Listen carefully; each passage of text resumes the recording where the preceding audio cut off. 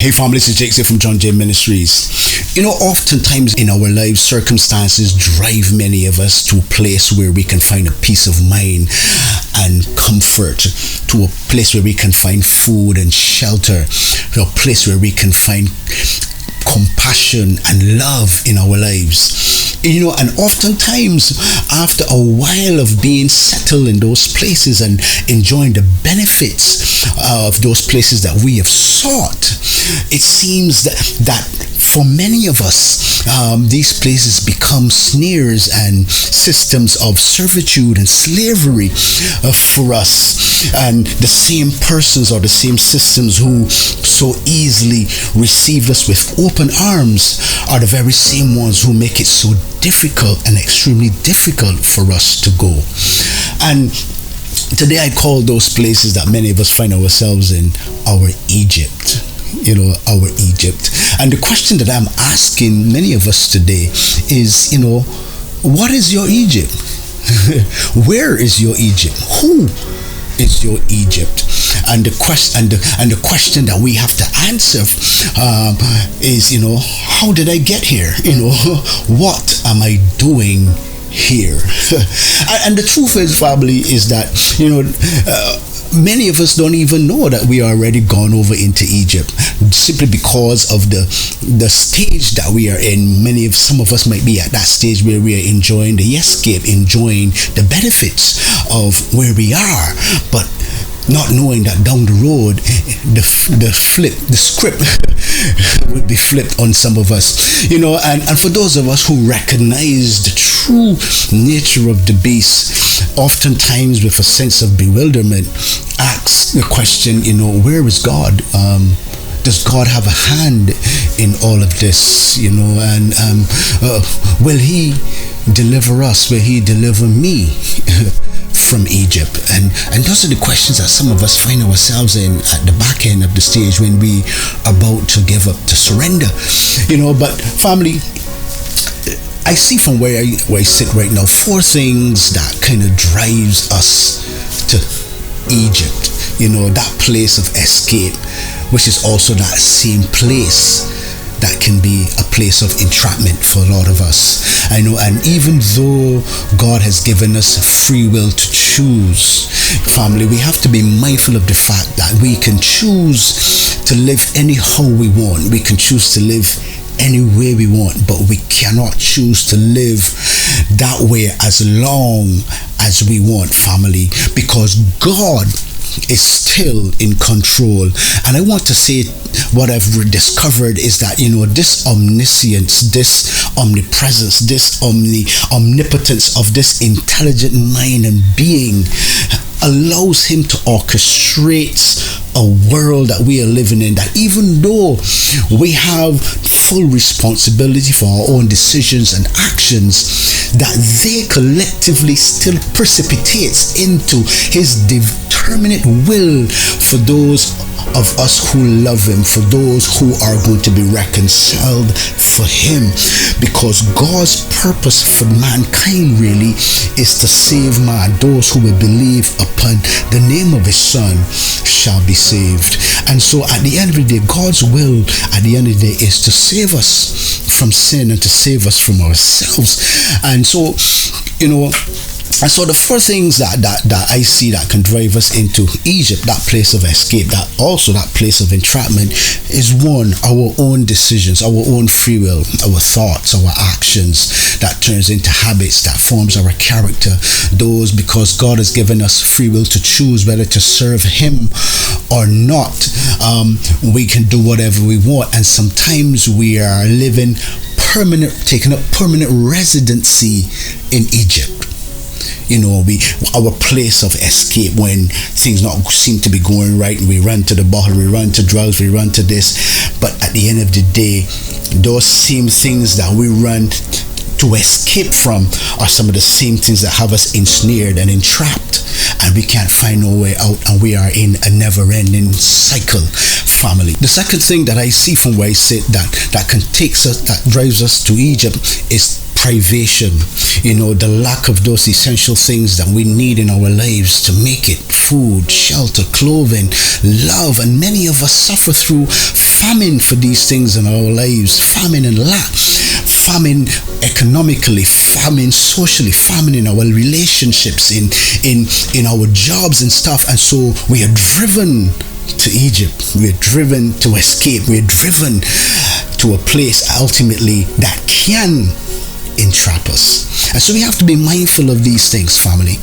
The third thing that I see that kind of drives us to Egypt is when many of us who are children of God are refusing to do the things that God has called us to do, or prophesied over our lives, or called us to do. And we see that in the life of Jonah. God called Jonah to go and preach to Nineveh that unless you repent in 40 days, you will be destroyed. And many of us, even though we are children of God, God has sent us to do something, or to say something, or do something kind or loving to someone that we don't like. You believe that God said to love your enemies, but yet we don't like them, or we would like to see them dead. We run in the opposite direction, and we refuse to do what God has called us to do. And we are no different to Jonah. There are Jonahs back then, and there are Jonahs today. And so we choose to go in the opposite direction. Jonah was supposed to go to Nineveh. He went on a boat and went to head towards Joppa. And oftentimes, family, I just want to tell you that oftentimes when we decide not to do what God has called us to do, what we do is trigger a series of events in our lives that happens to us, that causes God to bring us to a place where He wants us to be. Jonah got on a ship and put sailors' lives in jeopardy. The Bible says that a big storm arose. Some say that the waves were as tall as a mountain, and these people were there struggling, crying out to their own gods to deliver and to save them. And Jonah is in the bottom of a boat, fast asleep, and the men recognize that something is wrong here, and asked Jonah, what's the problem with you? You got to be the cause. What is wrong? He said, I'm running from God. And you see, the only way that this will cease is if you throw me overboard. You see, Jonah was prepared to die. Jonah was prepared to sacrifice his life so that these sailors can be saved, because it was his fault.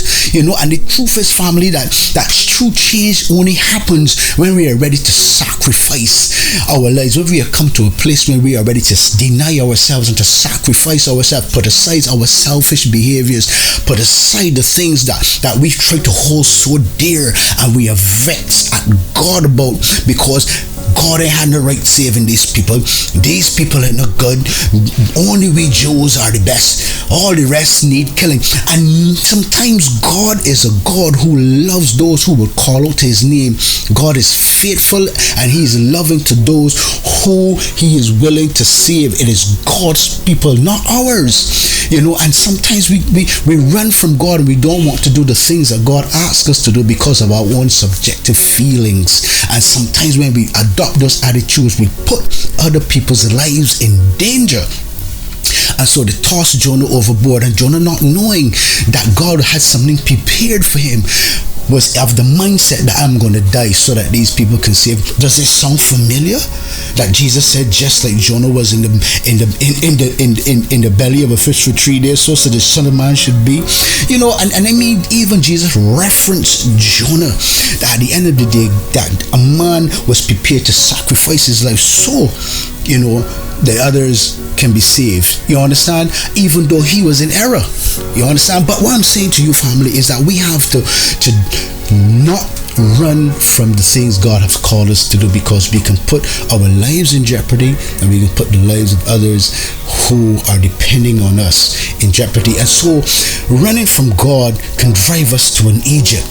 And so sometimes when we run from God, God has a way of making us accomplish the things. Once we surrender, accomplish the things in half of the time that you would normally take to do it, because of the fervency, because are reverencing and really fear that God is, at the end of the day, who He says He is, and He's determined to use you. He will use you. The fourth thing, family, that I want to tell you that I see for me is that God's determinate will. God's determinate will is another thing that can drive you to Egypt. God told Abram, that I will give you, when He led him to Canaan, I will give you and your descendants all of this land. If you look north, south, east, and west, I will give you all of this. And God told Abram so even when he was struggling with ED and had no children. He said, I will give your descendants, if you can count the stars, if you can count the sand, grain of sands on the beach, that's how many. But Abram couldn't do it. So right now he has descendants that are way past the sea, the sand of on the beach, and the stars in the sky. But he said, Abram, before I bring them in to receive this possession, they will be slaves for 430 years. God was telling Abram about the Egypt that his people were going to, the Egypt that they will go for food, they will go for shelter, but it's the same Egypt that I will have to deliver ourselves. How you know, family, that whenever we find ourselves in Egypt, that we need someone to deliver us out of Egypt? If it is not God, God will send someone. At the end of the day, when we find ourselves in Egypt, we cannot deliver ourselves out of Egypt. God will send a messenger. God will send a deliverer if God doesn't come himself. Look at it. Abram himself went into Egypt and find himself ensnared. Abram convinced his wife to tell an alternative truth. Tell Abimelech that you are my sister instead of my wife, so that your life will be saved. But they ended up being ensnared, and God had to deliver Abram out of it, by sending disease to eliminate. And so he was delivered. And Joseph went into Egypt, because of his mouth. He was bragging to his brothers and created. But God orchestrated it. He went into Egypt as Potiphar's slave. Then he had to run from Potiphar's wife and end up in prison. But God was orchestrating something. His determinate will was orchestrating something. And then God sent a deliverer in Moses to deliver them out of Egypt. When we find ourselves in Egypt, because the enemy's stronghold is so strong in our lives, it's hard, and God has got to send a deliverer. We have to call out to God, but God has a will for your life, family.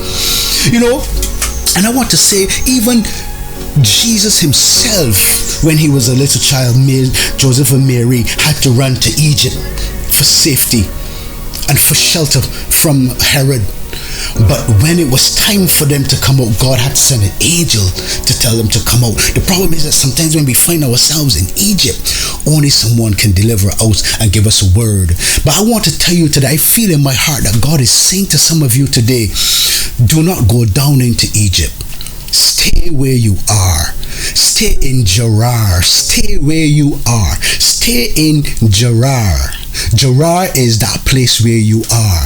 It might be full of famine, it might be hardship, but God is saying, trust in me and let me do the impossible in your life. Let me give you something out of nothing. Trust me to deliver the things that you can't see and bring into reality. God is saying, stay where you are. God is saying, do not go down into Egypt unless I tell you so, family. That's a word for someone today. Some of us are in Egypt all now, and we are calling on God, and he will send you a deliverer. But those who are tempted to go down into Egypt because there's a famine in your life, because there's hardship, because you think that Egypt is full of water, full of grapes, a land of milk and honey, God is saying you might be heading into a snare. You might be heading into an entrapment. So stay where you are, family, and don't move until God says so. God bless you. This is Jakes. I'll see you next week. Bless you.